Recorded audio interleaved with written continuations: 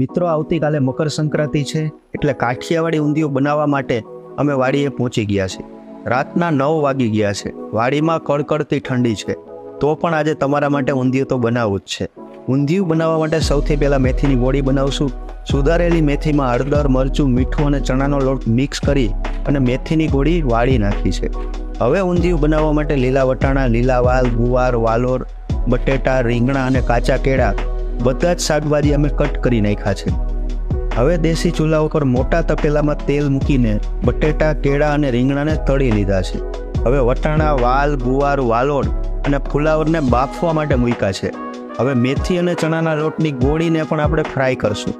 હવે રાઈ, જીરું, સૂકા મરચાં, તજ, લવિંગ અને તમાલપત્રના પાન નાખી અને ઊંધિયાનો વઘાર કરશું. હવે લીલું લસણ, આદુ, મરચાં અને ટમેટાં મેં એમાં એડ કર્યા છે. હવે એમાં સ્વાદ અનુસાર મીઠું, હળદર અને મરચું નાખશું